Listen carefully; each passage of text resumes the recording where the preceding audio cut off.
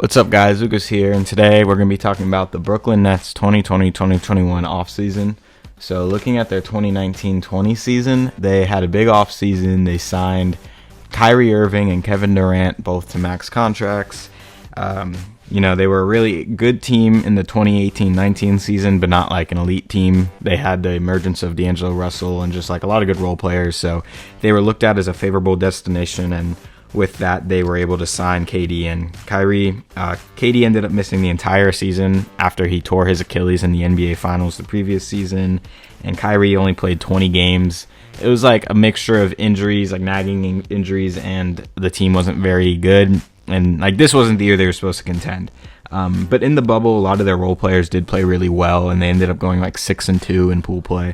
So they were a pretty interesting team. They ended up making the playoffs, I think, as a 7 seed, and then they got swept by the Raptors. So, decent year for not having your two stars, and they're still like a good team around their stars.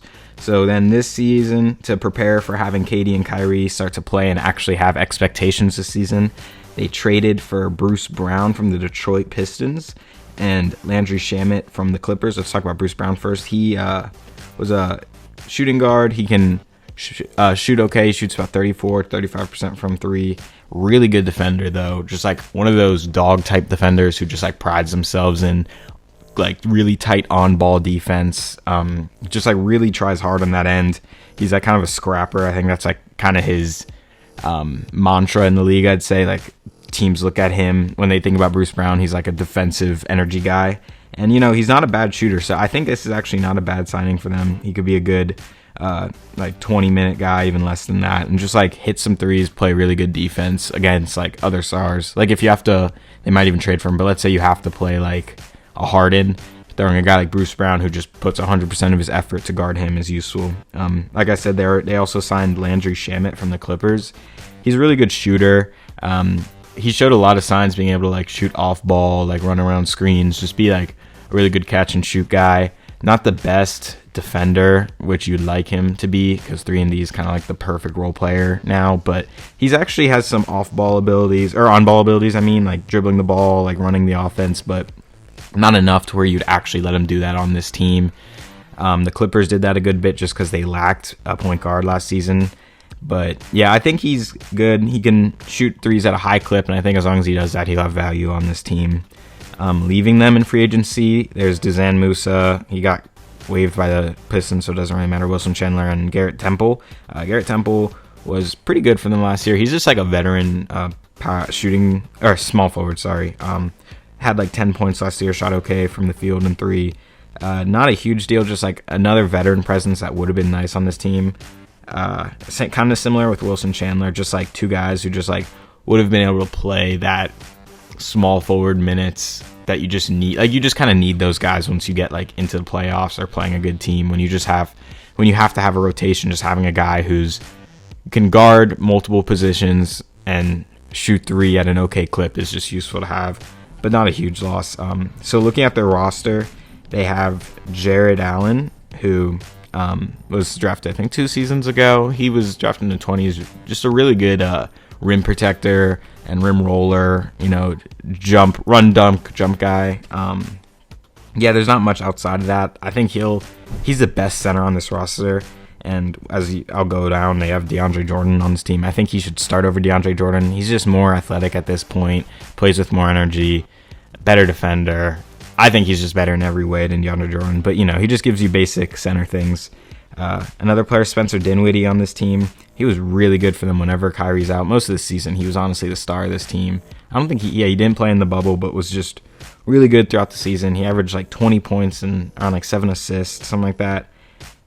Really good at driving to the rim and getting to the hole. An okay 3-point shooter. That's where I don't really like my struggles with him is I don't see him on this team because the Nets need off-ball scorers with Kyrie Irving and Kevin Durant, and he's not a good off-ball scorer. He's mostly an on-ball guy, and he's good at that, where I just don't see his fit on this team, like, maximizing himself. Like, I just don't think he's going to be his best self when Kyrie and KD are playing. So I would trade him personally. He's one of those players I think that they can move, maybe get, like, a better fit player. instead of Spencer Dinwiddie, because I do think he has high value on the market for a team that needs that kind of point guard, like a ball dominant guard. So yeah, I think you should trade Dinwiddie. I don't really see his fit next to KD and Kyrie. Another player, Joe Harris, who's kind of the opposite. He's very good. He's a small forward / shooting guard. Really good off-ball player. One of the best three-point shooters in the league. Shot about 42% from three last season. Actually has some good cutting abilities and not bad defensively. I just really like him as an offensive player. He's really smart and really knows where to be off ball. Is good at sensing when his defender isn't really looking at him, and he's good at drifting into corners and stuff. A little bit of an overpay. I think he's making $70 million over 3 or 4 years, but his value as a shooter is just really important in this league, and he's a passable defender. So I really do like him next to KD and Kyrie. Another one, Karis LeVert. He's in a similar boat to Spencer Dinwiddie, where he's mostly an on-ball guy, not great off-ball, but he's weird because I don't really know what he is in the league right now. He was an okay on-ball guy for the Nets during the pool play in the bubble, but he was really inefficient, and just there were some nights where he shot 7 for 26 to get to 20 points. And it's just he obviously isn't a 1, but he isn't a great 2 or 3 option. So he's tough. I could see him getting traded too. Same as Dinwiddie. Maybe they'll put some big package together, get a guy like Harden, maybe. I don't know. But yeah, I just see him.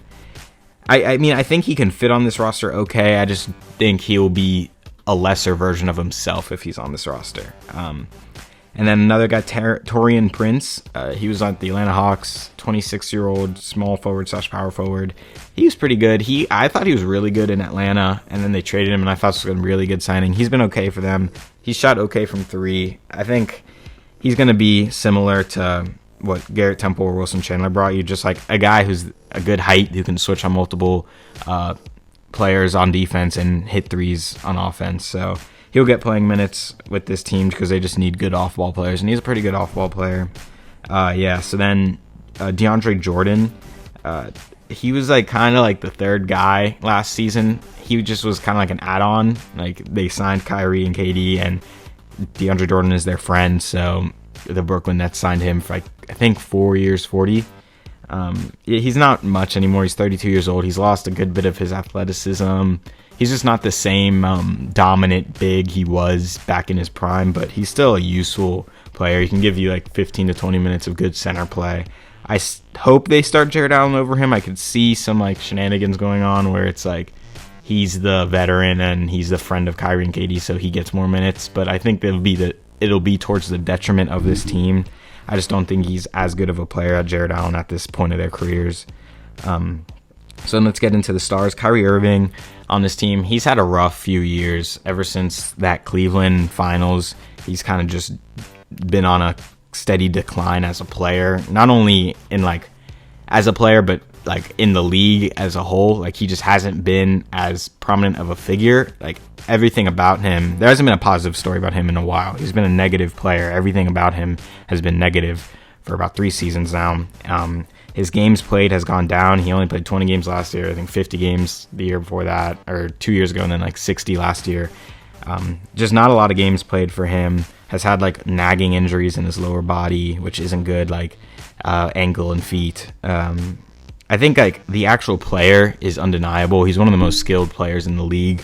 Really good finisher, really good 3-point shooter, just offensively, the best handle in the league. Decent passer, just a really good score first point guard. But that's kind of my issue, where he's going to be playing next to Kevin Durant, which is tough for him. But he still averaged 27 points last year in that 20 games and 7 assists a game. So still a very good player. Just I hope he can get his career back on track to where it was earlier in during his Cleveland days when he was a young rising star. Because he's already in his prime, so now it's kind of make it or break it time for him. So I hope he's able to kind of get his career back on track this season. And then the star on his team, Kevin Durant, coming off an Achilles tear, which is one of the most gruesome injuries in pro basketball. It's been shown that almost everybody who has this injury comes back as a lesser player. It's just been the history of this league. The only one is Dominique Wilkins didn't. He was able to come back and be better than he was when he got back, but he was kind of the anomaly. Like Wes Matthews is the easiest example in the current NBA. He was a really good 3-and-D guy, and then after that, he just hasn't been the same player. But I think, and what I've seen from Kevin Durant in preseason, like I wanted to wait a little bit to make this video, he looks 95% like himself. I haven't seen a moment where he doesn't look the same athletically as he did then. I think where we will see it is in like playoff matchups, in tough defensive moments. He's probably not as laterally quick as he used to be. But I do think this team, I do think Kevin Durant is going to be mostly himself. I think I could see him averaging 30 points a game and still being a top 3 player in the league. I just don't think, I think he's just so good that his shooting is still going to stay the same. He looks the same athletically, but obviously we'll see about that as the season progresses. Like as he wears on his body, is he going to hold up the whole 72 game season and a playoff run? But from what I see, I think he'll be Kevin Durant, and I don't know if there's that much more to say. And I think that's kind of this team's whole outlook. If I was going to make a prediction, I do think this team's going to be really good. I think Kevin Durant's just going to be Kevin Durant, and if you have Kevin Durant on your team, you're probably going to make the playoffs and probably going to be a contender, as long as you don't have like a terrible roster around him. And this roster, while it's not perfect, I think is still good. Kyrie Irving can still be a really good second option if he accepts that role and plays well, and can stay healthy. You have good role players like Joe Harris and Jared Allen, and a few trade pieces and Landry Shamet, and then a few trade pieces in Spencer Dinwiddie and Karis LeVert. I think that if you didn't like the roster, you could make some moves, because the only problem with this roster I'm looking at is they don't have the best perimeter defense. It's like Kevin Durant's probably their best defender, and that's not a good thing because he's coming off an Achilles injury and he's not being asked to do that. Like they just don't have a good wing defender right now. So I think trading for someone like that could be helpful. I do think it's tough to predict this team as a top team in the East because of how many teams there are. I could see them slipping in at like the 6th seed. I think they're going to make the playoffs. I just think it might not be as immediate that this team's a championship contender as some people think. But I do think they're going to be good. I don't predict them winning the finals. I don't even really see them making the Eastern Conference Finals, but I do think they're going to have a pretty good year. Let me know what you guys think. So I'll talk to you guys next time. Bye.